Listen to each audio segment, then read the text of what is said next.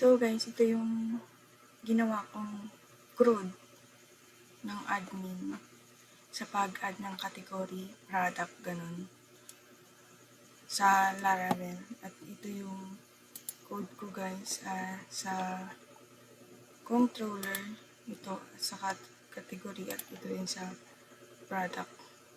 Tapos meron din tayong category blade na create, edit, index, layout. Tapos sa product, create, edit, index, layout. Yan din guys. Tapos ito yung output niya guys.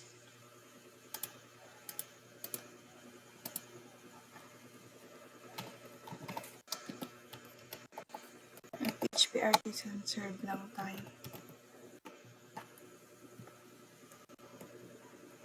So ito yun guys. Tapos categories. Ito na siya. May na-add na ako kanina guys na category. Ito siya kanina guys. Tapos sa product may na-add na rin akong as a cherry. Tapos pwede pa rin tayong mag-add ng category guys. Vegetable.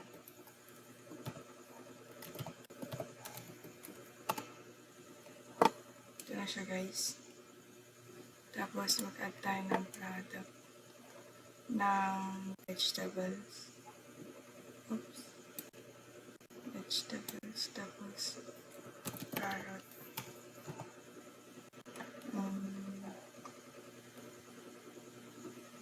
Ano ang description ng carrot? Basta fresh na lang. Fresh. Price. Siguro 100. Stock. 11. Tapos i-choose natin yung carrot. Ito na siya guys.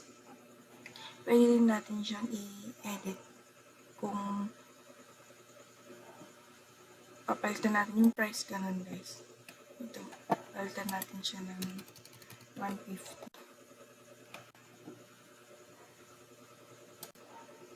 Tapos, ito cherry kanina. Yan. Tapos, pwede mag-add pa tayo ng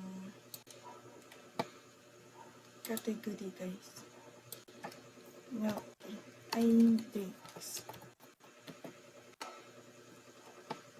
Sundin na siya. Mag-add tayo ng product natin. Milk tea.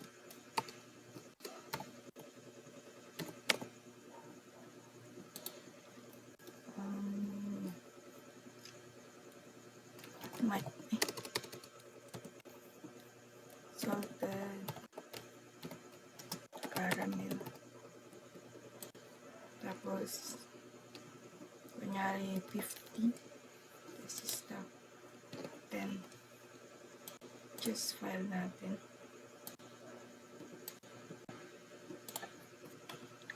So, andun na siya guys. Pwede rin tayong mag-delete. Yan, na-delete na siya. At nadi-delete din sa guys, dito nadi-delete din siya. Sa categories, andito din.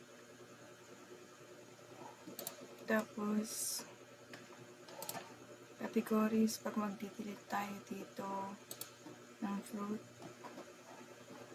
sa database, magiging maalis yung fruit.